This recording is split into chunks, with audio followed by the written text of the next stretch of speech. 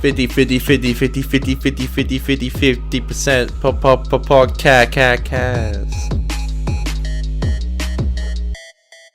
A much tamer episode this week, Connor. A much tamer episode. Yeah, I can tell because like I had to like jack myself up with caffeine like 5 minutes ago, and I've still got more here because I'm like a lot less gas to talk about this episode than I was with last week's one, to put it lightly. Definitely. Even I've opted for a tea, which I don't think I've done since like we started doing the show in winter. And so I was having teas back then. Yes. And then once we got to like October, November, I've just been having beers every night on the show. I've got a tea behind me.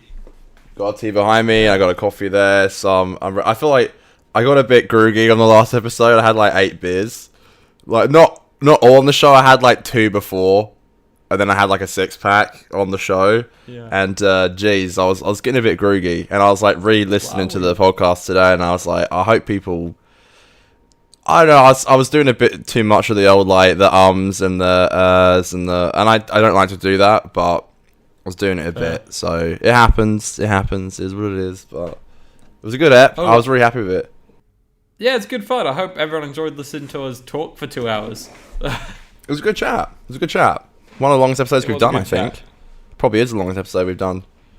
It by a lot. The longest before then was 1 hour and 36. Oh wow, okay. Interesting. Well, there you go, look at that.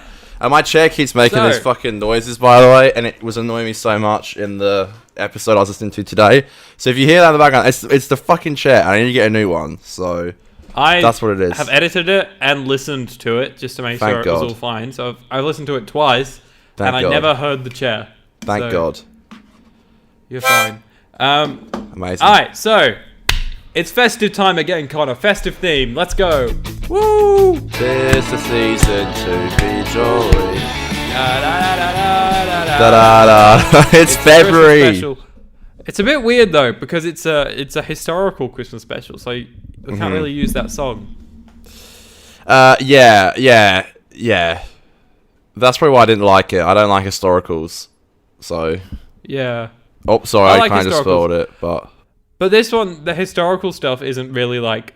It's just like the setting, you know. Like there's nothing. There's not like notable historical characters or anything. I didn't know that was a part of history that the Cybermen were there. You don't remember the Cyber King? No, how could I forget this massive ass fucking Cyber King walking? Well, all of London did apparently. I know. How's this not in history books?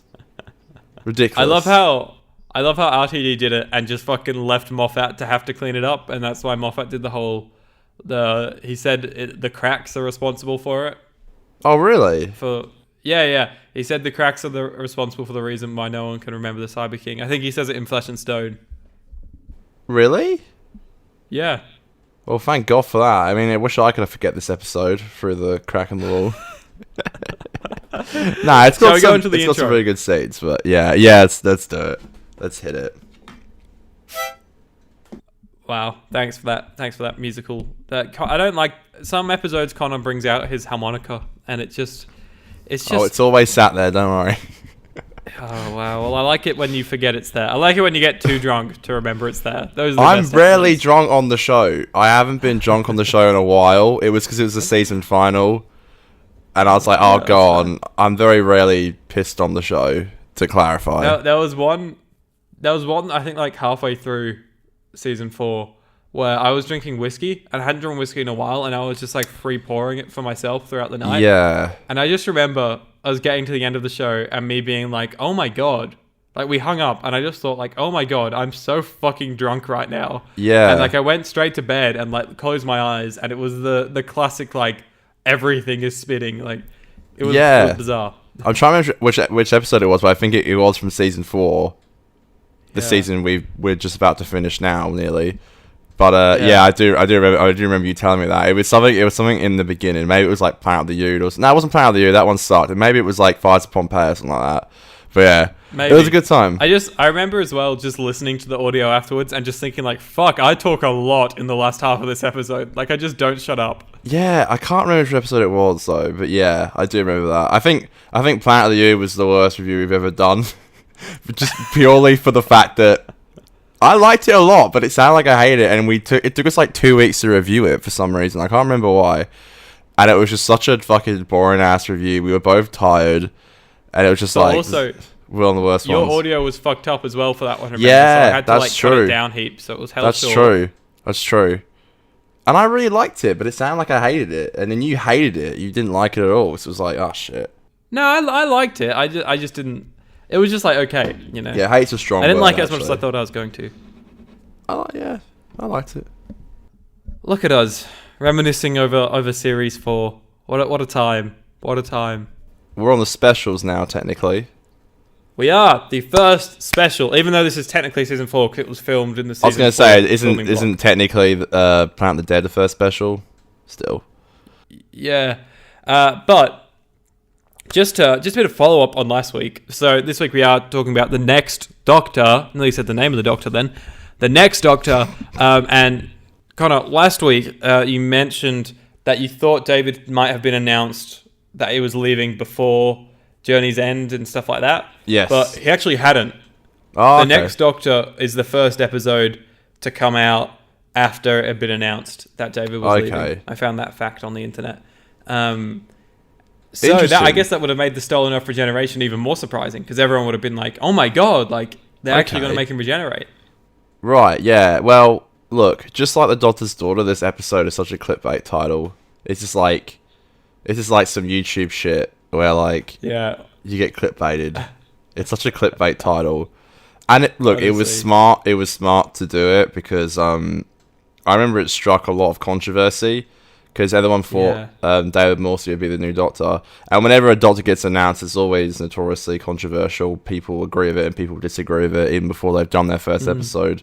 I remember my auntie calling me up and saying, and I was like, oh, did you hear about who the next Doctor is? And she was like, no, it's not. It's not going to be him. I was like, how do you know? She's like, I just know. I was like, okay. And like Red Nose Day, they released the whole clip before the title sequence. I went for Red Nose Day. So I watched that clip, and I was convinced. I was like, that's it. That's the new Doctor. It was, though, announced that David was doing the specials. So, like, people that actually were, like us, really involved in the show now would have known. But general public would have just been like, oh, it must be the new one. I've always thought that, we're going into Aidan Green for showrunner again. Hashtag Aidan for showrunner. When I move on to the second Doctor that I do in my tenure running the show, I've always wanted to do it. So, like, we have like a 2-part finale and then a Christmas special. Doctor regenerates in the Christmas special. But in the 2-part finale, there's like a side character that comes on in that story. And then at the end of it, you find out that side character is actually the next incarnation of the Doctor. And it's like a big, oh, fuck moment. But then we don't let that take away from the main Doctor because they get the Christmas special to themselves.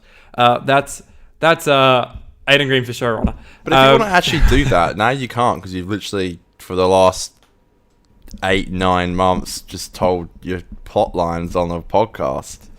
Oh, Connor. There's so much more. Much more. I hope for your sake you get showrunner. I'm just saying if you do, you need to bring me on for an episode per season. Throw me a 2-parter bone here and seasons. there. 8 glorious seasons, Connor. That's my grand plan. Okay, it's all about the Doctor's mental health at the end of the day. Really? It's the 8th season is it's fucking real, man. It's real. Okay. It's like a BoJack season, It's good. It's good. It's not anywhere near being made, and probably highly never will be. Maybe I'll make like an audio adventure one day. Yeah, do some novelization. I've thought about it, like fanfic, but that's kind of, I don't know. I'm not a fanfic kind of guy. Yeah, me either. I've always thought about writing down some storylines, and it's just like if I've got time, I want to invest into something that's actually going to get me somewhere, not some fan fiction that my mates might read on an off whim, like. Exactly. Yeah. And probably laugh some at me fucking nerd in that attic in the UK has got to read it. I know Dylan was trying to do some audio dramas, and I said I'd do one for him if he's actually serious about it. Though I would do one for him. Oh, if he was would. Actually, if he was going to actually get like some people to do voice acting, then I would write one. I think I relate fanfic too much to like the shitty cringe blogs that people post. Yeah. Maybe they're not cringe. Maybe I'm being too judgmental here. But that's always what I kind of think. They're like, really cringe. Where like Martha fucks Donna or something like that. Oh my goodness. That's what I always think of with fanfic.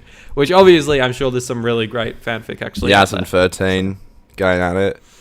There's some strange fans. I was in the car with Dad today and there was this woman who drove past us and it said the Doctor X1, I believe. So in Roman numerals, that's 11. And I was like, just come on. Really? Okay, not to him. Come on. I'm like, why do that? Well, I love the show with my heart and I still wouldn't do that. Put my license plate as Doctor 11. I can't wait Dr. to listen 12. To I Am the Doctor every day for fucking 13 weeks next season. It's going to be great. Sneaking up on me. It's coming. What about... I was going to say, obviously, so this is clickbait. It's fucking clickbait, The Next Doctor. It's also, I believe, the most viewed episode of Doctor Who, like 13.1 million viewers or something like that. It's crazy. Yeah, so the clickbait clearly fucking worked. It did work. Classic. But then, like you said, there's the Doctor's daughter. The only other sort of clickbaity title I can think of is maybe The Name of the Doctor, but even then, The Name of the Doctor kind of does work into the plot a little bit. It's just you don't actually hear what it is. So, I don't know. Can you think of any other clickbaity names? Doctor's Wife. Oh yeah, maybe, yeah. Kinda. But that does, like you just said, like play into the plot really well. And it makes sense that the Doctor would look at the TARDIS as his wife. I don't know. I guess like Wedding of River Song, kinda. Husbands of River Song, I guess. All these River Song fucking things. But yeah, the ones that spring to mind are definitely fucking hell, is Doctor's Daughter and The Next Doctor. It kind of feels like Russell was yanking our chains a little bit with peace and love because I love Russell. He loves to yank the chains. Yeah, there's some. I know I kind of hate it because like these are the last ones that he does, and apart from Wars of Mars, I don't look back at these episodes coming up, including this one, and think, "Ooh, we got some belters coming up." Yeah, me either. I hardly watched them, man. Me either. It's crazy. Me either. I watched Planet of Dead. I can't talk today. Planet of the Dead in years. I haven't watched that in years. Wars of Mars I watch regularly because that's maybe my third or second favourite episode. Yeah, it's up there for me as well. But Anytime Part 2, never been a fan of. So I'll be really interested to rewatch that. The End of Time, I think I might have said this earlier on in the show, but I think I've only watched The End of Time, both parts, maybe 2 or 3 times. Like, I really fucking hated them as a kid. I've watched, like, of course, the regeneration scene a lot. That part's really cool. I definitely remember very little about it. And Planet of the Dead as well, I'd say maybe 2 or 3 times I've watched. Like you, Waters of Mars. I'm kind of worried that maybe it might suffer from being overwatched when I watch it this time. Yeah, it's still... But even then, like, this episode, I've hardly watched. And I was still able to kind of pretty much recite a lot of it as I was watching it. So it's weird. Yeah. I know, like, with me for Wars of Mars, I haven't watched it in a couple of years maybe, but every time I watch it, I'm always kind of blown away about how good it is. So I'm hoping this time around... With that and Heaven Sent, obviously, Empty Child, Doctor Dancers is notoriously my favourite episodes ever. But yeah, it's like a toss-up between Wars of Mars and Heaven Sent for my next 2. So but maybe that will change because I actually don't know if I'm going to enjoy it as much this time around, but I've always thought it's fucking... I just love how dark it is. It's such a dark story. It's been a couple of years since I've watched it as well now, so maybe I'll it won't be as overwatched when I watch it. I'm also watching this TV show on Disney Plus at the moment called Mars. And it's like called WandaVision. A drama set about... What was that? You're watching this show on Disney Plus called WandaVision. You may have heard of it. I actually watched one of them today. I've got one more left now, I think. And I actually kind of like the one I watched today. It's pants. Sorry, continue though. Yeah, so there's a show called Mars. It's like basically like a drama set about like colonizing Mars and the first people to colonize Mars. But intercut between that is documentary. It's got like Elon Musk in it and like other people with SpaceX and NASA and stuff, talking about how they would colonize Mars and stuff. And so basically the fiction side of it is basically showcasing what they're talking about in the documentary side of it, which is really interesting, I find. And it's very like realistic. So I'm interested to see how I'm going to feel watching the first colony on Mars in Doctor Who. Yeah, that's what it is. Yeah, Bio-Base 1. Yeah. I'll be interested as well. I can't wait for that. And of course we have fucking Dreamland to get through before then. So can't wait. And we got some exciting times coming up. Unfortunately, we've got to review this fucking trash first.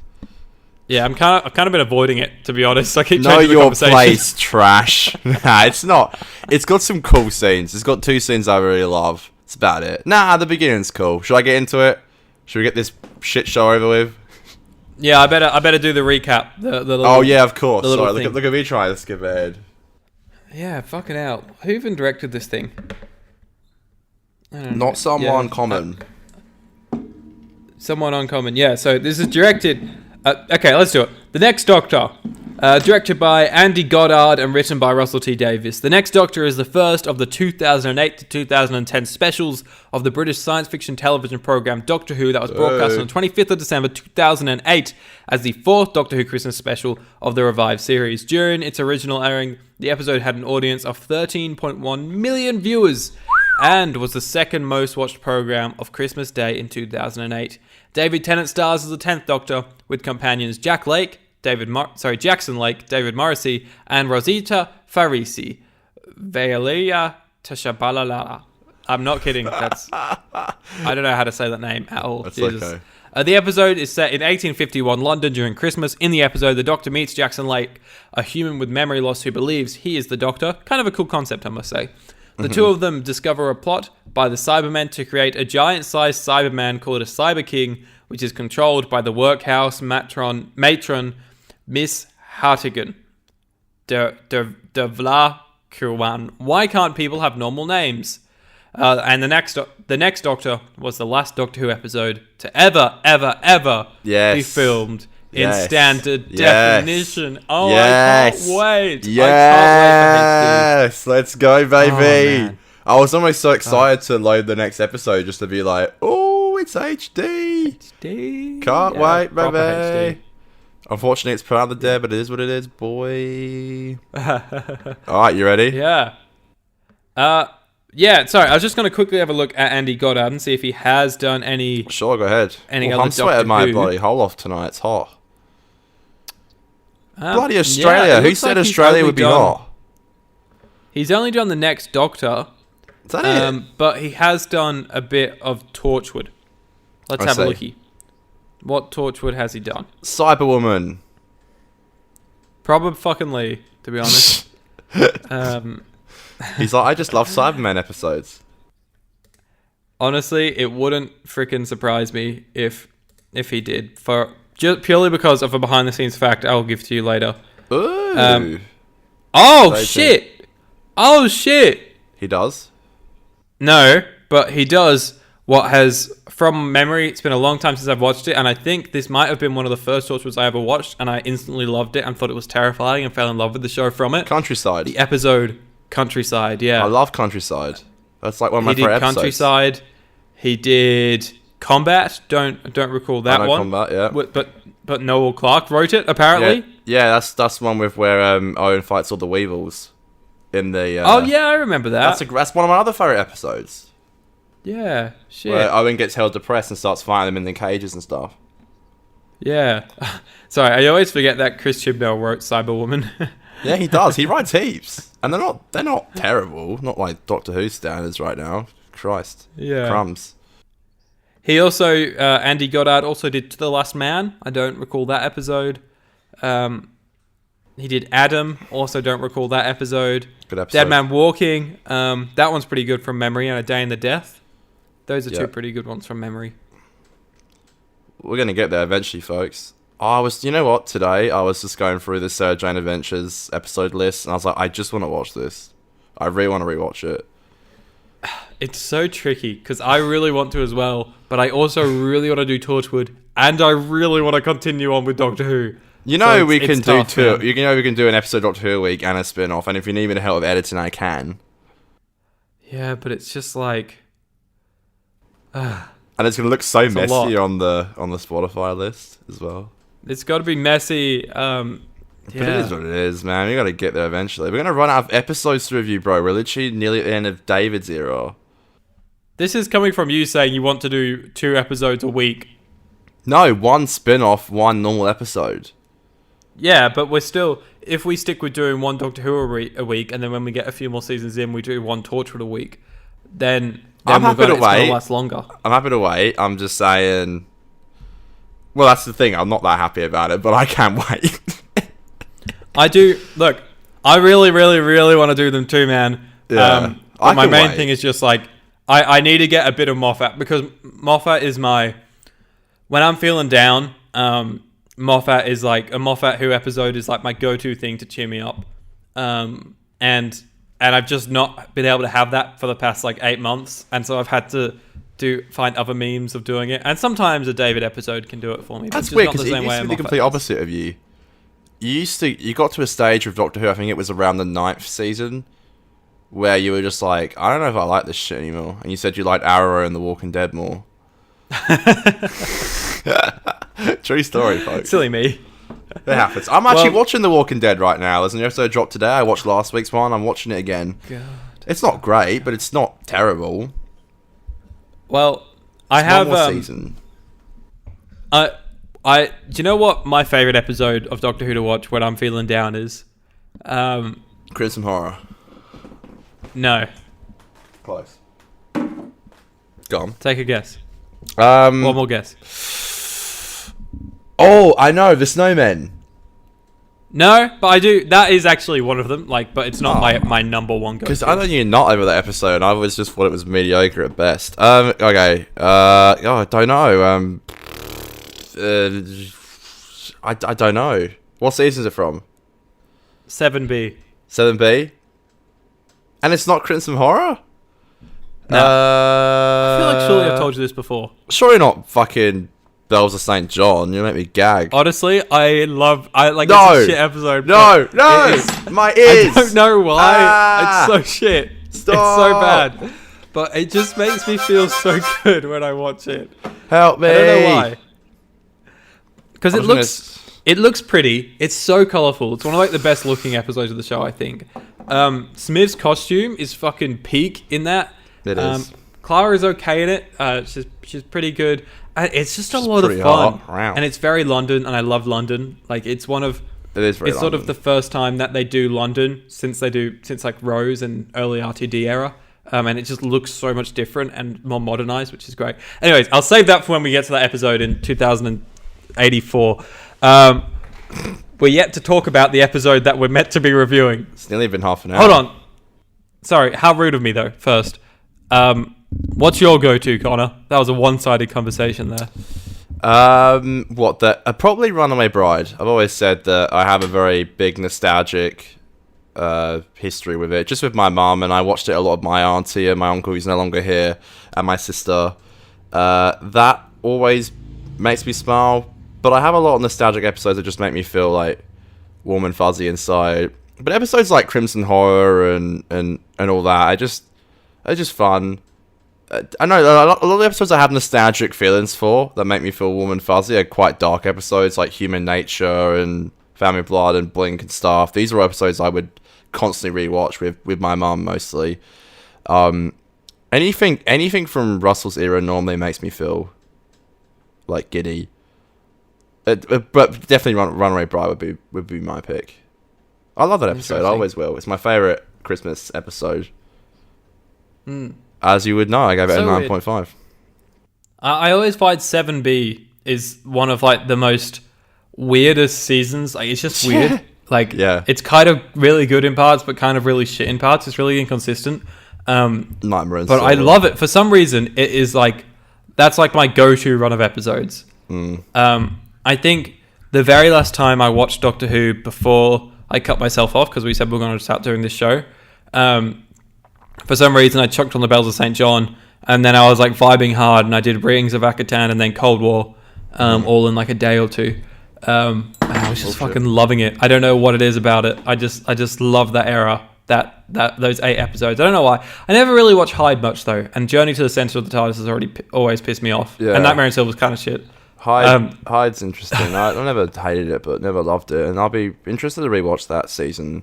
It's quite a diverse season. Either people love it or hate it, because it's so different. Like the first 5 of Amy and Rory, and then it's the Snowmen, and then it's Bells of St. John. Because you get the name of the Doctor in it at the end, which sets up the 50th. It's such a whack season of all these different loopholes. But it was so exciting as well, with day just around the corner. So exciting. I've never felt so excited in my life waiting for that. I remember when I watched Name of the Doctor for the first time, we ran we'll save that. each other afterwards. We'll fucking save that story. But I love that shit. Amazing. Yeah, and even 7A is like it's the same thing where it's like it's weird and it's kind of messy, kind of good, kind of bad. But I think it's got some really strong shit in there. Yeah, it is what it is. Maybe one day I'll feel like that about Doctor Who again. Who knows? Maybe. Probably not to the 60th. Not to the 60th, I don't think. I'll feel that way about anything about Doctor Who. Anything new, at least. Yeah. Sadly. I don't know. Unfortunately. Oh, well, we've always got these lovely 10 seasons. Yeah. That's enough, surely. So, yeah, surely.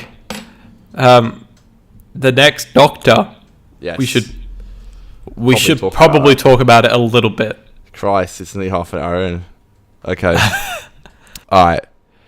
I like the beginning a lot. I like the pre-title sequence. It's really fun. It's really well shot. The sets looks amazing. I love the score. The score's great. Like David Land's in this it's not is it Victorian era? Is that when it is? Yeah, it's Victorian London. Like a Victorian era. David Land's. There's some really cool spinning shots. Everyone looks great. Or maybe it's costumes and stuff. Maybe it's like just after Victorian London. I don't know. It's close enough.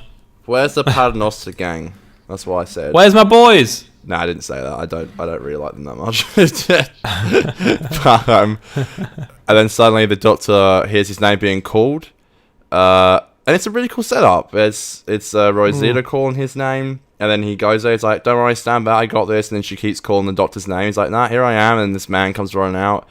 He's like, oh, I'm the Doctor, the one, the only, and the best.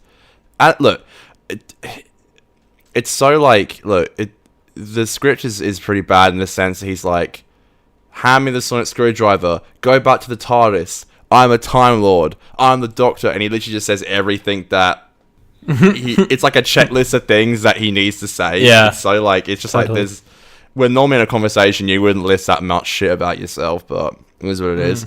And suddenly a cyber shade comes banging through the door. I love those. Bro. I love the cyber shades though. But they never showed up. I think they're really shit. I love them. I saw them, but I loved it when I saw it because I really did laugh a lot. I thought it was really funny. But to be fair, I like the idea that the Cybermen were they took the brain of an animal. It makes sense. Yeah. Because they couldn't convert all humans, so they took the brain of an animal, and it was kind of like an animal. And then it goes to the title sequence, and they're both hold on, I want to say one more thing I hate. And it's nothing to do with the quality of the episode. Actually, yeah, it's about the casting, I guess. Is because my fucking inspiration as a young filmmaker, Bertie Gilbert, he's our age, he's fucking spitting out short films that get into festivals, he gets funding, it's fucking crazy, he makes short films for Channel 4 over in the UK. As a young boy, he played Scorpius, who's young Draco Malfoy, in the 19 years later part of Harry Potter and Deathly Hallows Part 2. You just see the back of his head. He's hugging Draco. That young man, he did a YouTube video a few months ago where he was just talking about his feelings on Doctor Who, and because he does YouTube here and there as well. And the motherfucker was saying, the next Doctor. So he was pretty much cast to be the young kid in the first scene. And then this other motherfucker just somehow one day swooped up the role and took over. And you know what? That other kid was in his class. They went to fucking school together. Wait, so he had to go to school the next day. he had to go to school the next day and be like, "Excuse me, motherfucker."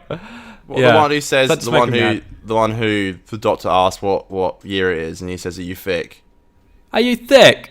That's it. Okay. Oh, I like that line. It's funny. I didn't know there was such a traumatic story behind it. I'm sorry to this man. Yeah, he did good, but my boy. I'm sorry to this man. I don't know who he is though. I don't know who this Channel 4 filmmaker is. You should watch him. I watch. There's a short film of his called Stomping Ground, and I pretty much watch it every week. It's my favorite short film of all time, and I take a lot of inspiration from it. It's really good. My favorite short film of all time is The True Meaning of Christmas. That is so many people listening are not going to have any idea what the fuck that is. Fans of my channel will know that with peace and love. Peace and love. I've got to stop saying that. It's not my saying. Jeez. David Morrissey. Instantly, I think he's pretty good. Yes. I think he's pretty good from the start. The governor. Governor. Hello, governor. Hello, governor. Hello, governor. And there's like you said, Rosita, who Russell was saying, he combined elements of Rose and Martha into her character so that he didn't have to do any character work pretty much. They're great. And he did that so much that he combined their names. Rosita, Rose, Martha. That it's and it also Rosita in like another language means little rose. Oh, that's cool. So, I mean, you know what? I always thought they would do like Big Finish dramas with their adventures together. That would be interesting. Surprised they haven't done that yet. Alright, Big Finish. I'll save that for my audio adventures. They take the tiniest scrap and they make a whole thing out of it, and then something interesting they could do. They're like, should we do that? Nah. Where's the Adventures of Lorna Bucket? You love Lorna Bucket, don't you? She's so silly. You used to love Lorna Bucket so much. I just thought I thought she was attractive as a young boy. She is attractive, and I always thought that she was gonna come back and be the next companion. I don't know. I was like, am I missing something here? Like, because they were talking about meeting before, and I was like, am I missing something here? Have they been in an episode together before? But it was just Moff being a clever writer. I guess. Time travel. Woo! Who knew? Who knew a time travel TV show would have time travel in it? So the Cyber Shades, they take the doctors on walkies, and that's a lot of fun. So that was hilarious. It's so funny but stupid. It doesn't make any sense. I love it. It makes no sense. The best part of the episode. I love it. How exactly this like cyber man or cyber dog, should I say, can lift two grown men? It's so dumb. And then they get lifted into a building, they're sliding on their asses, and somehow their like clothes don't rip. They don't stand up, and their asses are hanging out like red raw from being dragged along the... Have you ever been tried to be dragged along the floor before? It hurts. You get so much carpet burn, or like even just... Yeah. You get carpet burn on like normal floors. It doesn't have to be carpet. Your ass would be like red raw, quite frankly. It's so stupid, and I kind of love it, but I kind of hate it at the same time.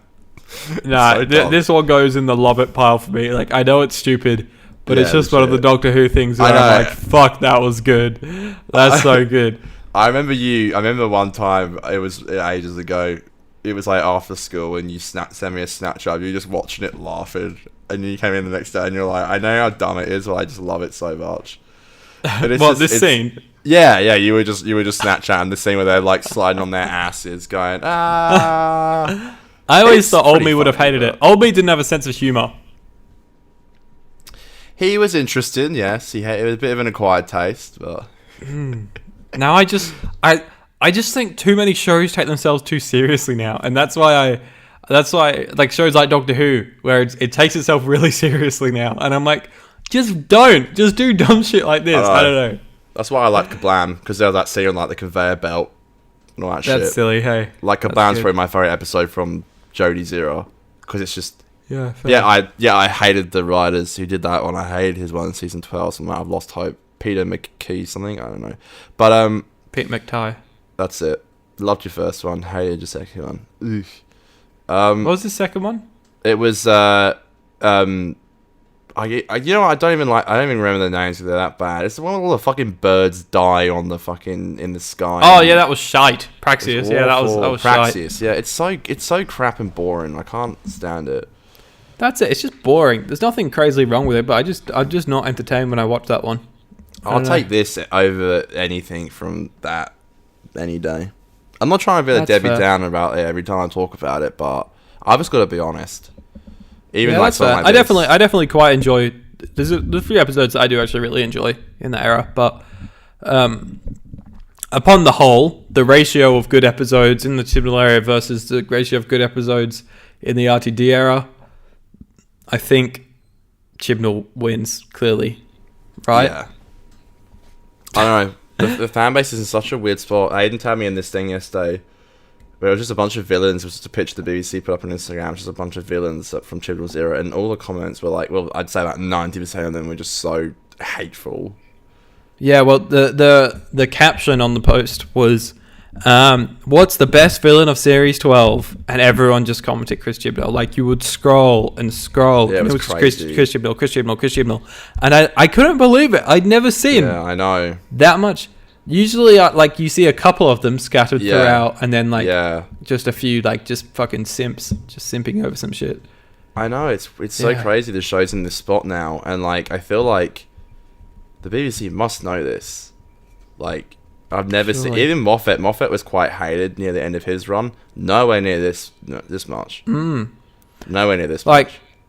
I'll be honest, when I saw that, like, because a lot of the time people chat shit about Chibnall, and I'm like, fair enough. Some people don't like it, but I'm having a good time with it. So, well, like, I'm not having the best time I could be having with it, but I'm still like enjoying it.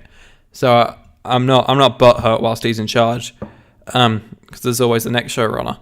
But when I saw that, I just kind of thought to myself, I was like, fuck, man, like, I don't want this shit. Like, clearly he's not doing something right if that's the case. If there's that many people.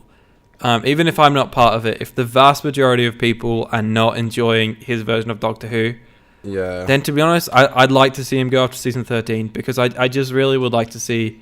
And it's a shame, because maybe it is just the fans being picky, or them being too outspoken and maybe self-entitled in a way. Because you don't necessarily massively enjoy his era, but you don't go commenting that shit. I hope people know that when I say that stuff. I really don't want to be one of those labeled as one of those people who are just like, some of the stuff is like they take it way too far. Like, I told you about that tweet I read about some guys like, lucky they're not in my neighborhood. It's like, are you fucking serious? Yeah, it's a TV show. And but when I ever make fun of him, a lot of the time I'm just doing it for humor on the show. And I know he's actually a legitimate person in real life, and it's quite mean, so I probably shouldn't be doing it. But and also a very good writer, he is, because he's done some great stuff. I love a lot of his work, and I really mean that. I really do. I just don't love what he's done with Doctor Who. It's I don't know, I see this weird shit where, like, I saw Sylvester McCoy made a comment the other day, and look, he's totally entitled to his own opinion, but it's like, the hate is lost. Jodie's amazing. And it's like, that's fine for you to think that, but I don't think people have a problem with Jodie as an actress. They just have a massive issue with the writing that she's been receiving. And it's like, at the moment, you're giving the haters like so much fuel, because it's just I don't know, there's definitely. Have you ever heard of the? I really hate this. The NMDs. No. Have you ever heard of them? No. It's a really fucked up part of the internet. Called Not My Doctor. And it's basically a big group of people who fucking hate Jodie. And it's just like, it's really bad. The shit that they said. You might start like just seeing the odd reference to it here and there now, and now that I've said it, you'll click. Keep an eye out for that shit. It's like some fucking underground agency shit. I don't know. They just sound like a bunch of dickheads, to be honest. But it's like taking it way too far. Oh, it so is the stuff they say. It's so inappropriate. Fuck yeah. No, I just want like. Weird. I know the show's never going to please everyone. But no. Bottom line is either A, people are way too self-entitled now and think the show owes them something. And so that's why everyone's complaining. Or B, Chibnall's he's just not doing the right thing, and maybe it should. Yeah. Maybe we should get fucking Charlie Brooker doing season 14 or something like that. That'd be sick. That's the thing. Like, I totally wouldn't mind a new showrunner. Look, if they pick another woman to be the Doctor, I don't mind either. And I've always said this. I just want the best for the show. Personally, I thought I've said this again 1,000 times. I think they should have picked a female showrunner. Makes sense. Yeah, that was a great conversation. I remember we were talking about that. Yeah, it's like, why not? It's like, why not? Bring in more female directors. If they really want to take the stance that the BBC are trying so hard to be, as these politically correct people, you'd think that they would do that. They would have it come from the right source. Yeah, you'd think that they would, if they really did care that much about this kind of stuff. You'd really think they would go, okay, let's make it the first female showrunner. Let's make it 50-50 with directors with male and female. You know, it's like, come on. Like, honestly, I don't care who does what. I just want the show to be in the best position it can be. And yeah, unfortunately, you know, I hate talking about it almost, because I'm like, if I said something that's going to upset someone or offend someone, I shouldn't feel like that. But it's so hard these days, because you can't say anything. You can't say you don't like the new season without being called something, because people instantly assume you're trying to go for that. I don't mean that in any. I don't care what gender is doing what roles. I just want the show to be its best. So personally, I think there should be a new Doctor and a new showrunner. Pick whoever you like. Just make sure it's good. That's all I care about. Yeah, really, that's it. I hope I haven't said anything bad. Honestly, I'd be keen with like Chib wrap up his stuff in season 13 or something. Maybe Jodie stays for another season under a new showrunner, and we can see what that showrunner could do with her. That could be interesting. Sure. Anyway, so the next Doctor at the Doctor hug. I remember that. That was fun, wasn't it? Everyone's laughing. And it's like, the Cybermen are here, and the Doc's like, uh-oh, they're back. And then he's like, look, I got to run off, got a funeral to attend to. Which is weird, because they don't really attend the funeral, they just kind of stand on the street and watch the coffin. Yeah, and then they go to the church. Yeah, they go to the back of the church, the back of the house, and then the Doctor's in there. And he's like, yo, can I look at your sonic screwdriver? And he's like, yeah, sure, and it's just a screwdriver. And he's like, what makes it sonic? And he's like, it's funny, like he like knocks it off the side of the door and goes, that's Sonic. It's like, it's Sonic. That's Sonic, mate. Get around it. I did like the scene where the Doctor was using his sonic screwdriver and Jackson Lake was like, what's that noise? And he's like, I'm just whistling. And he's like... Yeah. that was funny. That was quirky. There's some cool stuff like that. They find those, fuck's sake, info stamps. Is that what it's called? I think so, yeah. Yeah, the info stamps where it has all of the Earth's history up to the present day. And I love how they scrapped it from the void, which is cool. So, these are the Cybermen from Doomsday. Yeah, exactly, which is cool. I like how RTD keeps like continuity where sort of each species is. And it's a cool thing, because I always thought it gets a little bit lost after this. Which granted, I think it kind of does, at least with what's explained in the show. But I got a cool thing Neil Gaiman said later on. I'll save that for behind the scenes as like a fun fact. Okay. About the future of the Cybermen, which is cool. That's but cool. they're whistling, cool. And then they have a fucking sword fight with a Cyberman. Yeah, that's pretty fun. And they go, and he's like, "Oh, the Doctor's me," and the Cybermen don't recognize him, which is a bit weird. They must have had their memory banks disabled or something, because it's like, how do they not remember him from the Battle of Canary Wharf? Maybe it has something to do with the info stamps. I wasn't paying that much attention because it wasn't really grabbing me that much. And he's like, "Yeah," saying, "The Doctor's me," and there's a really good line from Jackson Lake where like he says, "You're trying to take the one thing away from me that they didn't take," which is like his identity, which of course, in the end, isn't even his because he's not actually the Doctor. Now to probably my favourite scene in the episode is the graveyard scene, which I think is fucking awesome. Dude, it's so cool. It's so such a crap episode. It's such a sick scene. Yeah, so cool. It's awesome, dude. Really well shot as well, and I love how it's like a horror film. It's awesome. It's talking about the Cybermen marching in the snow in a graveyard, and like everyone's getting killed. It's crazy. It's quite dark for a Christmas episode. Dude, the aesthetic's great. Like like the production design, the way all the colors sort of work together, and it just like it's some of the it's to me the only time that the cyber-style Cybermen are spooky. Because they're so bulky, sometimes they're a threat, but they're not scary in the way that the Mondasian Cyberman can be, for example. Very true. But this, for me, I was like, this is... I can imagine as a kid, maybe this could be quite creepy if I was quite young watching this. Yeah, it was for me. And the cinematography was great. Like, them awesome tracking shots they have that are on, like, telephoto lenses. And it's fucking dope. There's a lot of the cool, like, bird's eye shots as well. There was, like, 6 people riding the Cybermen, like, dead people on the floor on the cyber shades are, like, coming through. I like cyber shades. Yeah. But, then the Doctor goes back to Jackson Lake's house with Rosita, and it's like there's all these, like, all this luggage, and he's like, the hell, what's this about? Like, he's trying to connect the dots, and he's like, can I go see your TARDIS? It's just a balloon. That's funny. That's funny. It's just a balloon. I love that. For God's sake. It's so silly. And I like one of the things I thought was cool was like, oh, you got quite a bit of money. Like, you notice that Jackson Lake just had some money as well, and it's like, it was, again, I like how he was connecting the dots. And he found, like, an info stamp. He's like, I think I know what happened. Basically, one of the info stamps backfired with the information of the Doctor. And so he lost his memory about that. It's quite an emotional scene. He found out that his wife was murdered. And he keeps forgetting that one thing again, which we later find out is that he had a son. It's just, look, it's all good stuff on paper. I just think it's just a bit of a fucking boring episode. Despite the fact that it's got some cool ideas. Honestly, I actually kind of... The episode's that boring that I kind of zoned out of the last 2 bits of story that you said after the fucking TARDIS rocked up.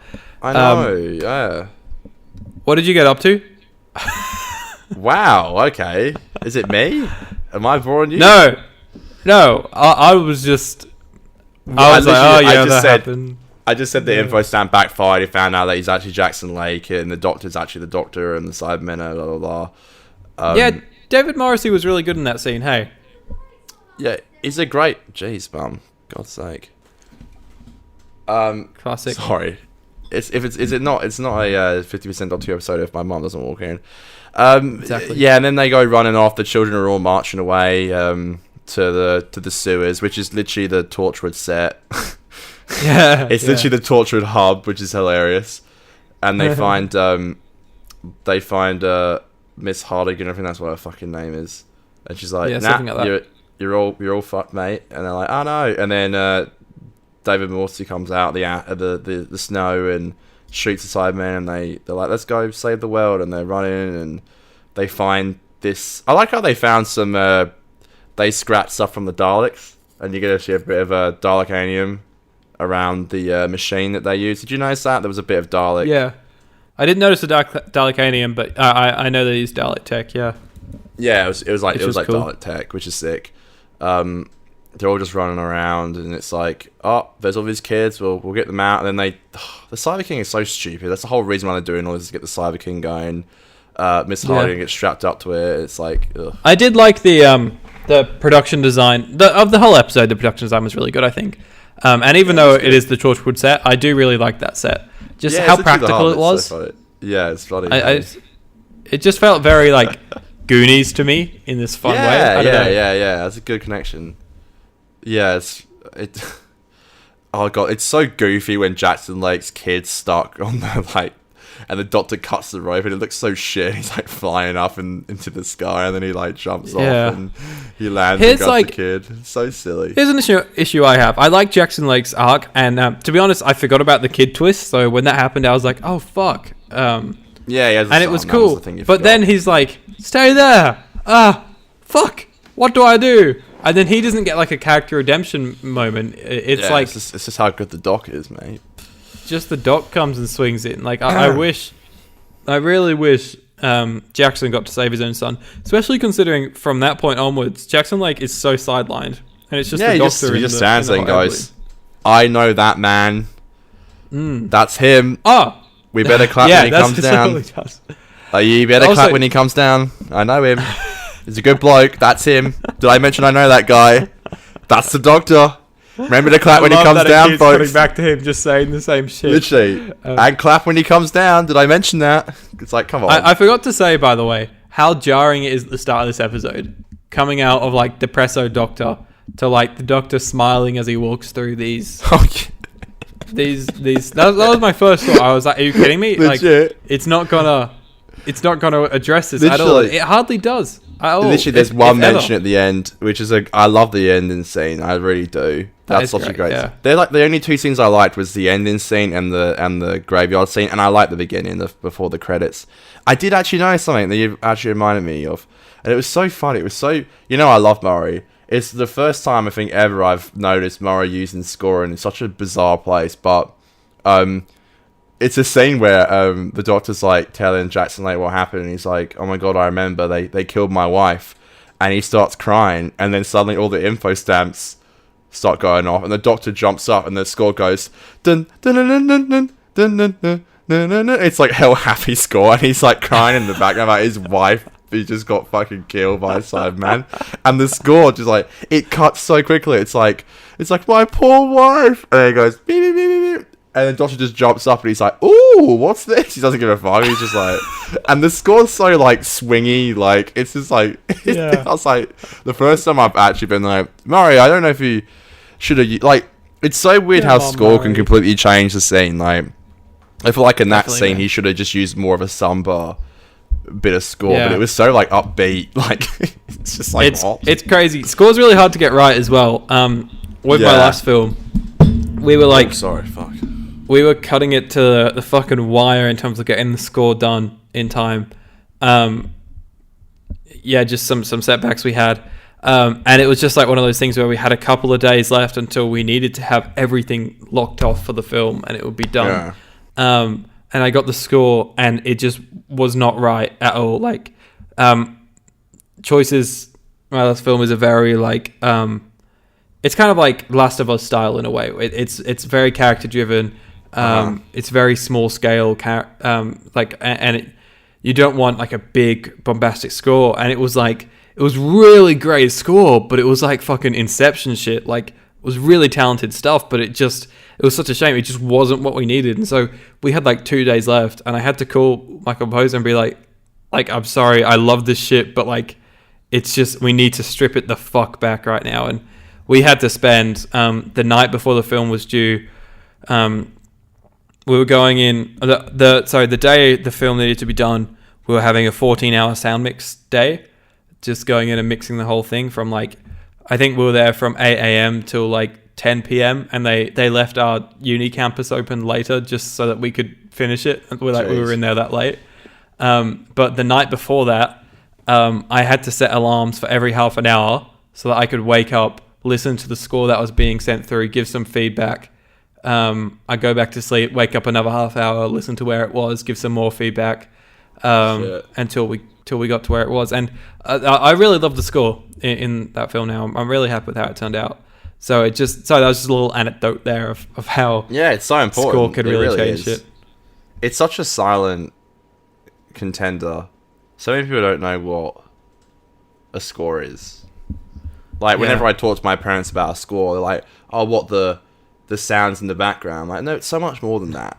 It really is. Yeah. Like, they would never understand why I have like John Williams on vinyl. Yeah, exactly. Yeah. They'll never really, which is fine. I'm not saying they have to, but like, I mean, I have this Home Alone. I know you haven't seen Home Alone. Home Alone is one of my favorite movies of all time. Both of them. Second one's not great, but I still love it for nostalgia aspects. Okay, so John Williams scores both of those films, and it's like my favorite stuff from John Williams is from that movie. And they released this like limited edition vinyl of it, and they had it in our local JB Hi-Fi. Like, they had one copy, and Dan got it, and he brought it to the podcast and was like, "This is so sick. I tried to find you one, but I couldn't find one." And I literally called up everywhere to find one, and I found there was one in the whole of Perth. And I had to search everywhere, and it wasn't on the systems anywhere. This is how much I love score, by the way. It wasn't on the systems because it was like, it was such a rare item. They didn't even bother putting it on the website because there was such little quantity in Perth. And Dan just happened to get one. It was in our local shop, so I had to drive like 45 minutes, and she put it aside for me. But I got it, and it's like this limited edition red vinyl, and it's like, it's sharp in price because they didn't press many, but it just hearing that score on vinyl is like, it was almost made for me. You know, it was like the first track. It's a mix between John Williams' score and the music from the movie, and the first track on the album is like my favorite Christmas song, which is All Alone on Christmas. And it has a load of John Williams score on it. It's like it means so much to me. So it's so important. I feel the same thing about score. Like to me, like my last Spotify Wrapped. You know, when you get like they give all the Spotify things like your top artists and stuff. 3 of the top 5 of my artists from last year were composers. Like that shit's fucking crazy. And I think, wow, yeah, that's an awesome. Connor showed me his Home Alone vinyl right now. So I know no one can really see it, but that's it there. I'm so proud of getting it. It took so long to find it. That's sick. Yeah, I get you, man. I think part of the reason why I was kind of really picky with that score I was working on it is just because I've just loved score for so long, yet I don't know anything about composing it, so it's so hard to articulate what I'm trying to say. I'm like, it's just like the tempo. All you can say is tempo is like the only musical word I could really say. Right. And then slowly I've learned a bit about like percussion and different like strings and things like that. I can't like. Yeah, sorry. It's crazy, sorry, man. Finished. No, the other thing I was going to say is, I've got I'm chasing this vinyl that I've had on order for, and it was because I listened to the soundtrack for it so much when writing choices for what was The Last of Us Part 2 soundtrack, the score to that. Righto, yeah. And they've got a vinyl of that's limited as it was, and then they did an even more limited colored vinyl, and they were like they were doing two releases of it. One would get shipped in September, and then one in January. And then I jumped on buying it like an hour after it had launched, and the September one was all sold out. And so this was back in like September. I was ordering it, so I was like, all right, I'll buy the January one. And it's only just been pressed. The vinyl's only just been made, so I still don't have it. But it's like this awesome color. I know Declan got one. Our friend Declan got the Last of Us 2 vinyl. I remember it took months for it to get shipped. So it's probably similar thing like you. It just wasn't pressed yet. I mean, he probably got the first shipment of it. Yeah, he got one of the first. Unless he just got the normal black version of it. The normal. Black it was weird. He got it even before the game came out, which is weird. But oh no, there's a pre-order one. So he would have got in the when you pre-ordered The Last of Us Part 2. You got like a bit of a bundle with things. So he would have just got the 2 tracks. It's like a single, right? It would have just been like a. Maybe. Because that's what you would have got beforehand. You wouldn't have been able. The other one wasn't announced till The Last of Us Day, which was a few months after Last of Us Part 2. You know, the thing that makes me want to cry every night is that I've searched everywhere to find the season 1 and 2 soundtrack, which is like everything to me, and I can't find it anywhere. I don't know how you got it. I literally don't know how you got it. I literally know where I can look. I'm really good at finding shit like that, but somehow my mum managed to find it. Like I asked you where she found it, and you were like, oh, I don't know. And I was like, thanks. That's what I mean. Like, I don't know where the fuck she found it. I just said, like, if you can find this, I'd love this for like Christmas a few years ago, and she managed to find a new copy of it. Unbelievable. Crazy. I know. I've looked. The problem is though, like, I did find, I guess, some way of getting it, but I'm like, I don't know if I can trust this source because it's like a hell weird website, and I'm like, am I gonna get scammed or like? I'm so worried to put it because it's not cheap either. I'm worried to put my credit card details in my card details, not credit card details, but.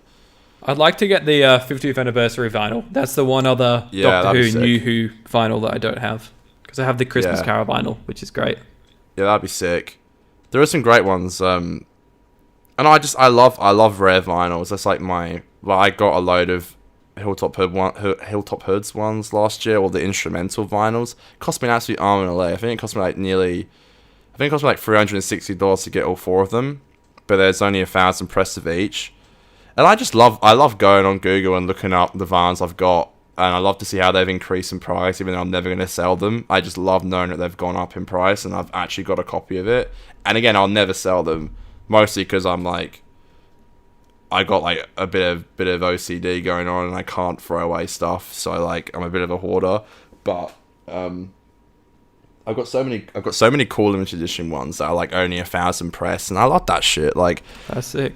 Tracking down that Home Alone vinyl was just like I loved it, and I got it, and I felt so alive getting it. Like, I loved the thrill when I first started getting vinyls, and I was like, I'm getting every Queen vinyl.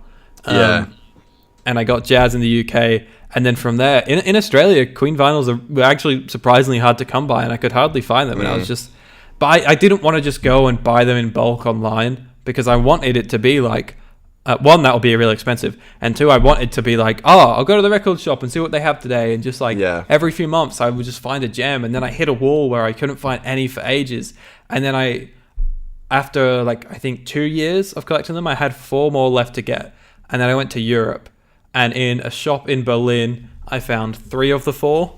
Jeez. And I literally spent, because I found them and I was like, I just don't think I'm going to find these in Australia, because there were some of the later ones which are a little less known.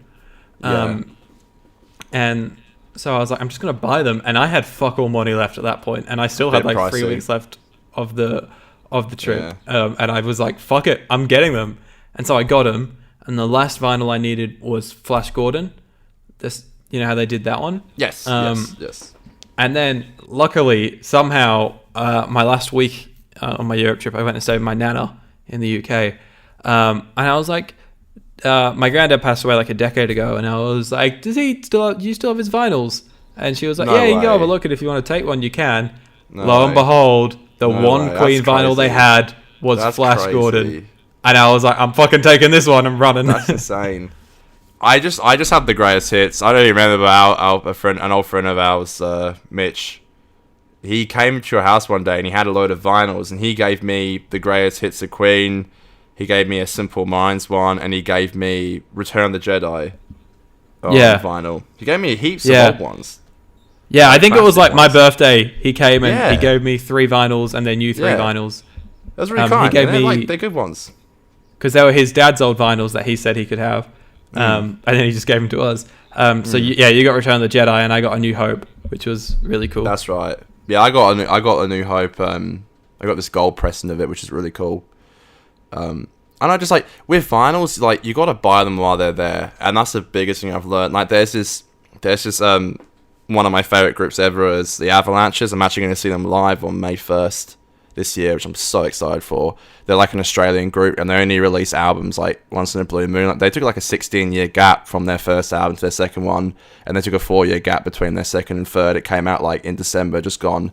And their first album, Since I Left You, which came out in the year 2000, is like, the vinyl's been in our local JB Hi-Fi for a long time. And I'm like, okay, I'm going to get it at Christmas. And I go in, and it's gone. It's like one of those things where you're like, oh, no one will get it. And it was gone. And literally, they don't restock it on the website. And now I'm looking on, like, I looked today, and I was looking on, like, eBay and shit. It's like $200. It's like, shit. Like, I get what you mean, where, like, when they're there, you just got to get them. Because when they're gone, they're gone. And they're pretty hard to come by. It's just, crazy, grab them while you can, kids. That's all I'll say. Don't do what I did and wait too long. There's a BoJack one that I would have loved to have got. That's sick. That is really cool. Really cool. Because it's great music on that. Anyways, fucking giant CGI Cyberman or something walking across London, fucking stomping his way through. Yeah, and then the doctor goes up and goes, "Sorry, mate, your fun's over."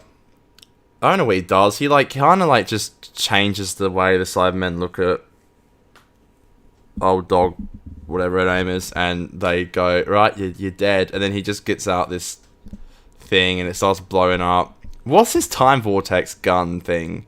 Did you question that? I don't know, man. So weird. I've got a fun fact about that, by the way. Put it this way, we're not the only ones that think that was really shit. It was so weird and dumb, and so he like throws the little Cybermen into the time vortex, so they get scattered through space or whatever. Yeah, is what happened there, I think. And that's the end of that. But it's there's literally a line of exposition from Jackson. Like, it's like, from what I can tell, he used a gun to send the Cyber King through the time vortex, and now he is obliterated into dust. Oh, look at me talking. I've learned a lot. Like, it's like, what? So crap. And it never gets used again. Do you think that could come in handy a little bit? It'd just be a bunch of Cybermen standing in front of you and go, up, zip, you're gone in the vortex. Do you like how silly. It's called the Cyber King, and in Army of Ghosts, Mickey's like, what do you think's coming out of that? cyber leader, cyber army, a cyber king, or something like that. Cool. Yeah, that's cool. It's a good little Russell's nod. going back on better episodes and going, that might do for an episode. It does, writing wise at least, it does feel like this was definitely just like commissioned very last minute. Like we said, they were meant to shoot 13 episodes, but then they had to quickly add this one on to shoot at the end. So that's why you can definitely tell. You can just tell that Russell was really like, good. Fucking, I don't know, man, Cyberman. Like, skate, blah, blah, blah, blah, yep, done, take it. London gets yeeted by giant Cyberman. You could just tell I didn't go through many drafts, like. Not at all. But the last scene is really, I love the last scene where it's just the Doctor and Jackson like talking. It's like, I don't need any dumb Cybermen, Cyber Kings. I love dialogue between characters. Like, give me and it's such a lovely scene. The scene where he goes to the TARDIS and he's like, oh, I'm gonna leave now, and he's like, it's the classic Christmas dinner thing where David never does it. Yeah, And he's like, I insist. And there's that beautiful scene where he says, I saw your companions, why are you alone now? And I know I do this all the time, but as you know, I am single. So it's always been a parallel to me about all these like lovely people I've met throughout my life, and it just doesn't work because, like the Doctor says, they find someone else, they move on, or sometimes they forget about me, and it breaks my heart, and it always reminds me of that. So it's actually a really beautiful line, and for once he actually agrees to Christmas dinner, and it's a lovely ending to a very crappy and shitty episode. Yeah. Not much to. There's not really a lot of meat on the bones, is there? With this one, there's not. It just feels like there's so much fodder, like random unnecessary shit that's happening. Like, I don't really remember much about the church shit. I don't remember much about the last act, other than him in the balloon shooting the Time Vortex at the silly. Big Cyberman. Yeah, it's the first time they've been in it since Doomsday. The Cybermen. That's what I was about to say, which I totally didn't realize until like at the end of Journey's End when it was like the return. Of the Cyberman. Imagine, that's the thing. Imagine having an episode of the Daleks and then the Cybermen next, and somehow the Cyberman one was just pants. Why was? Oh, they must. Of course, they wouldn't have shot Planet of the Dead yet. But it's so funny. Like, there's always a next time trailer for the specials, except for Planet of the Dead, because they haven't shot it yet. Because there's one for Wars of Mars at the end of Planet of the Dead. It's such a sick trailer. Yes. Oh, I'm keen. And it's really cool. Because that's so far ahead. Like, now we'd never get that shit. Because, Planet of the Dead was in April, I think, and then Waters of Mars is in November? Yeah, so Planet of the Dead aired at Easter. And then I remember Wars of Mars was around October, November time. And then... Pretty sure it was November, because I think it was, like, around the anniversary of whatever. That's right. And then, obviously, Anytime Part 1 aired on Christmas Day, and then Part 2 aired on the 31st. I actually was Planet of the Dead was the 11th of April, and the Waters of Mars was the 15th of November. I remember... It's time for that sting, Aiden. Where was I when I watched this episode? No, that's not what it's called. It's called Connor's DVD Bitch Sesh. Well, it wasn't really a DVD, but... The segment has evolved. I get it. And a classic like me was trying to find the episode on YouTube, and for some reason it wasn't uploaded. And one of our family friends was like, just watch it on BBC iPlayer. And I was like, I've tried that 1,000 times. And they're like, no, don't worry, I get it working. And this is like before VPNs. So he was like, go on, you can watch it on here. And then it was like, oh, no, you can't. Sorry. Because they just didn't know like the different like countries you couldn't watch it. Like there was no VPNs. Like I think I randomly happened to just find a potato quality version of the episode. Didn't like it. The only thing I really liked when I watched it when I was young was the fact that the next episode was going to be called Planet of the Dead. I remember I ran into the room with my friends and I said, oh my god, the next episode's going to be called Planet of the Dead. What do you think it's going to be about? I thought it was going to be hell dark, and it's actually really not. Such a generic episode title, really. I think they made a good choice for the first HD episode, though, to be this big, like, in the desert. Like, I think that I'm keen to see that sort of spectacle. Yeah, I agree. Yeah, so that'd be cool. Agree. Shall I move on to Australia's favourite segment, Connor? Yeah. It's time for Go for the Week. Ba-da-ba-ba-da-ba. Bob. Do you have any goofs? No, I wish I did, because like last week I had 2 and I was so proud of myself. But I actually don't. I don't think I was paying attention enough to find any goofs, to be honest. Yeah, legit, me too. Titus Wiki had a few, but some of them they were worded really pretty poorly, and so I just took 2 from there, really. When the Doctor, Jackson, and Rosita are standing in front of the monitor showing the percentage of power, they say that it's in the 90s and rapidly approaching 100. However, beyond when they first move in front of the screen and a brief moment when they mention it's at 96%, it continually displays as 100%. So the screen always says 100%, really, which this scene I don't even fucking remember, to be honest. So that's great. I'm filming the podcast. Connor's talking to his parents again. That's funny. Yeah, I am eating. When I'm done with this, I'm going to go eat. Believe me, I want to eat, but I haven't eaten my dinner yet, so that's what they're asking. Sorry, folks. Classic. Yeah, so that's a silly little goof. I don't remember that scene at all. That, by the way, it just reminded me, there's a cool Cyberman that has a brain. Like a cyber leader almost. It's like, what the hell? Is it brain and it's got the black handles? Yeah. Is that right? I guess they evolved in the void, I guess. Like, I don't know. Yeah, I don't know. It's like, when Jackson leaves the Doctor's TARDIS, the Doctor pulls the door ajar, but the sound is just out of sync with the door's movement. There you Classic. Go. Is that it? Okay. That's our goofs. Even the goofs are fucking shit this week, honestly. This episode's not great. The behind the scenes is a little bit interesting. A little bit more juicier. A little bit more juicy. Let's get into behind the scenes.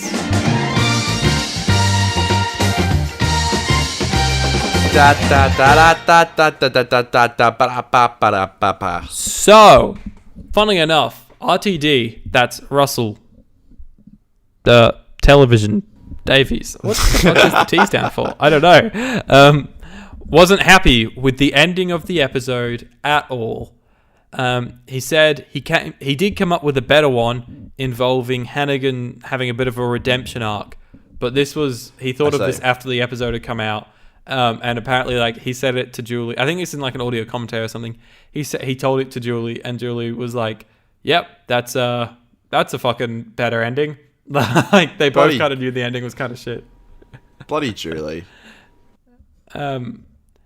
So this is what I was saying about the continuity of the Cybermen. How I thought that it had gotten a little bit lost, and it probably has. But Neil Gaiman did say that. So according to Neil Gaiman, the cyber industry Cybermen get zapped off into time and space by the Doctor at the end of the episode. At the end of this episode, right? That's like what happens when he fucking zaps them in whatever he does. But basically, in his sort of headcanon, is them Cybermen now, because they're shot out into space, they kind of go into the stars and they're off invading planets or whatever in space. So the Doctor didn't really fucking help anyone there, to be honest. But at some point, they cross paths with like the original Mondasian Cyberman, and then they have a bit of like a cross-breeding thing where they interchange their technology, which resulted in the kind of mixed race Cyberman. I shouldn't say mixed race, that's quite bad. But the mixed... In Nightmare and Silver. You know, the Cyberman... Yeah, in Nightmare and Silver, they're like a mix between the two. So that's what that's all about, which kind of does make sense. The next Cyberman episode is... Is it Nightmare and Silver? No, it's not. It must be. It must be. I know they've got cameos in Pandorica Opens. Oh, yeah, of course. There you go. Yeah, but the actual... Yeah. That's probably what I'm thinking of. That's so bizarre. We go so long without a Cyberman story. Yeah, but I think Nightmare and Silver is the first one since Next Doctor. That's 5 years. And then all of a sudden Moffat's like, finale? I think, honestly... Cybermen. You know, I kind of like that. I like that season 10 final. I think I'm going to really like it this time. Yeah, same. Yeah. Such a vibe. Especially now that we're kind of used to the announcement of Sim, so we can just kind of look past that and enjoy it a little bit more, I think. Yeah, that was such a stupid... They shouldn't have done that. They shouldn't have done that. And here is another thing that makes me think that this episode was maybe a little bit rushed somehow. I don't know why. They shot it in April and it came out on Christmas. I know they'll probably shooting the other specials, to be fair. But so the DVD has different takes and slightly different score than what was televised. So it's almost like they put it out there and then they're like, "Oh, this is kind of shit. Let's go and have a look and see what we can do." Kind of re-edited stuff. Interesting. Yeah. Interesting. But that's it. That's it for behind the scenes. I've got a thing here for you. You said what's the T stand for, Russell Davis? It doesn't really stand for anything that I can see here, but his real name is Stephen Russell Davies. Sorry. Interesting. He's a Stephen. And also, a bit of a throwback to a few episodes ago. I think it was Turn Left. Buzz the Fly it's a completely different fly, but Buzz has actually made a quick comeback, and he is just as annoying as he was. Well, throwback. Connor, it's time for Buzz's favourite segment. No. You know what time it is. It's just Twitter Tings.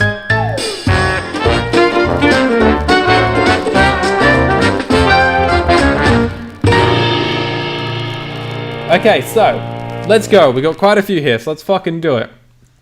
All right, so I said we also want to know what's your thoughts on the next Doctor. I never hear anyone talk about this one. And then I had the gif of the owl on Z, which was cool. We never spoke about that. That cool dolly in shot. That's a cool shot. It's a good thing. Yeah, it's good. Anyways, Dylan says the next Doctor is okay? ? I don't know. It's never really stood out to me as being really great or really bad. David Morrissey is great as Jackson Lake. I totally agree. And I think the Cyber King is pretty cool. Personally, I'm not really about the Cyber King, to be honest. To be fair, I like Power Rangers, so of course I'd like the giant cyber mech. That is totally fair. I can see the little crossover, little bit of similarity in there. Then he also goes on to attach another tweet where he says, I'm just glad we got this story instead of the turf story that could have happened. That's in reference to the J.K. Rowling story that could have been and replaced this story. The next Doctor gets a 7 out of 10 from me. Then lovely lady Vinny says, I have a soft spot for Christmas episodes in the RTD era, but this is definitely the most forgetful and one I don't return to often. It doesn't feel Christmassy. There are both some nice and some badass moments, but overall the story is pretty meh. And then it's just like the kind of like emoji, the hands to the side, that kind of thing. Yeah. Daniel Aid has said, always thought it was fine, but did the BBC want people to think it was going to be his Generation episode? I never understood the name The Next Doctor, other than just being clickbait. Investigate this, please. I didn't. I just think they wanted more views. Dan, that's my answer. Yeah. And it worked. Old mate over in the UK, Dan Peters says it's okay. That's it. Now. Is that it? He says it's okay. I think once you know the identity of Jackson Lake, the mystery is inevitably gone. Totally agree. Although there are many enjoyable elements, David Morrissey is great and ironically would have made an excellent Doctor. The Cyber King is a nice idea. Overall, it's a pretty average story. I think sums it up. I think we all seem to be on the pretty same page here, where there's a few nice moments. David Morrissey is definitely a fucking standout and a half. Like, he's really great. I love his costume. He's just a lot of fun. And even when he turns into Jackson Lake and he has those sad, heartfelt moments, I think they're really good. But upon the whole, it just doesn't amount to much, and it's pretty boring, hey? Yeah, totally agree. Is that it for you? That's it from Twitter. Well, I've got one on... just one. That's good, though. Instagram, and it's from our friend of the show, Zave, who comes on once a season. He said... he mustn't have known David Morrissey, the name, but he said, I think the Governor would have made an excellent Doc if given the chance. So obviously the Governor is probably David Morrissey's most known role when he played the Governor very well, should I say, on The Walking Dead for 2 seasons.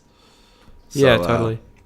Probably his biggest role, and I follow David Morrissey on Instagram, always have. He was really good in that role. It's a pretty... Oh, was that all he said? Oh yeah, that was it. Yeah, that was it. I thought that was just the start. No, I follow Dave Morrissey on Twitter. That's what I was saying. Like, that was all he said. He said, I think the Governor would make a good Doc if he had the chance. Yeah, well, I totally agree. It's just so forgettable, isn't it? It's just and a weird change of tone. It's just fuck. It doesn't. It's like it's meant to be Christmassy, but it's just snowy. That's the only Christmassy thing about it, really. Yeah, I thought it looked nice, but that's about it. Yeah, the cinematography throughout the entire episode, I think, was pretty good, actually. Not just that thing. And you were right, by the way, when the Doctor goes on the swing and he swings up to the kid. Like, it just looked fucking weird. I was so going to say that goofy. before. So goofy. So, Connor, the next Doctor, season 4, episode 14, as Netflix likes to say. What's your rating? A 4 out of 10. Really? You're hitting it up with a fat 4. It's not fun at all. It's kind of shit. I can contemplate giving it a 4.5 today in the car. I was like, should I give it 4.5? I was like, just talking about it now, like, we're kind of boring ourselves talking about it. Yeah. I was gonna give it a lovely 6. Jesus. But just with how much it's been a snore fest just talking about it. You sound like you hate it more than me. I'm just going to drop it down to a 5.5 purely because it's just the fact that we're bored whilst talking about it sums it up. But I think I just love David Morrissey so much in it. And here's a good question for you. What's your favorite recurring villain in Doctor Who? Yeah, good question. I think the Masters had such an interesting plot. Okay, aside from the Master, because I agree with the Master, like that. And also, I guess. Which is also real. I actually love every person who's played the Master in New Who, like a lot. But okay, I don't know then. Look, it's such a shitty response, but I guess I'd have to say like the Daleks or the Cybermen. I guess like Weeping Angels. Yeah. You're just listing them now, Connor. Sorry. No, I like the Cybermen more than the Daleks, to be honest. I don't know. It's kind of... I don't know. I just think the Cybermen are scarier. The Daleks get kind of the cool badass story, so it's easy to really like those ones. And I think that's why Revolution kind of... we kind of liked that a lot at first. Yeah, I agree. Yeah. The Cybermen have definitely got more like... You know, that's why I like so much about the season 10 final, is that like the Cybermen are actually quite scary again. Well, not so much in the second part, but definitely the first part. Yeah. With just like Rachel's direction as well, which is sick. And like, you know, I love that whole idea. I love when Doctor Who goes dark. I always have, which is why I love Wars and Mars so much, why I like Blink so much, why I like Empty Child so much. God Complex. Yeah, I could go on. But yeah, Name of the Doctor. I love when it's actually a dark episode and it actually stops being a kid's show for 2 seconds. Midnight. Turn Left. Yeah, I could go on. But yeah, you get my point. You could. But yeah, I like when Doctor Who goes dark, so yeah. That is always good, and that's why I don't understand, because I love it when it goes dark, but I hate it when it takes itself too seriously. I deal with that information as you will. I don't know how to interpret my thoughts on this show, because they're two very different things. I don't know. That's episode 45 of our program, coming up to 50 real quick. I know we said we do the Christmas ones together, and we will do from the Moffat era onwards. It's just because we're so close to the 11th hour, which is our 50th episode, we want to do that one in person. Kind of want to like hype it up and make it special for us when we do it, I think. So yeah. Thank you. You're so unenthusiastic. I'm sorry. I literally haven't eaten in like a day and a half. Oh, fuck. That's bad. I've just been fucking dribbling on for No, please, for it's an hour fine. and a No, half. I'm hungover. I've been on 4 hours sleep. Connor went clubbing last night. And I'm always on 4 hours sleep, but that's just because I stay up late and then get up early for work because I'm dumb. You said 4, by the way, didn't you? 4 hours sleep? Something like that. No, 4. Your rating was 4. Oh, yeah, I think so. Yeah. Okay. Cool. Even I'm put it in my system. I'm starting to forget. All right. Join us next week when we talk about Planet of the Dead. Connor, you go get some food. Let's go. Let's finish. Let's fucking end this program. Let's sing. Right. Let's do it. And even when I try and do a fucking short episode, we go long. God damn. I know. Fuck off, Buzz. Buzz is so annoying. Alright, you ready? Let's do it. Okay, ready? And 1, and a 2, and a skiddly diddly do. It's Aidan and Connor's podcast. They're doing Doctor Who reviews. They're doing Doctor Who reviews. Christmas sting.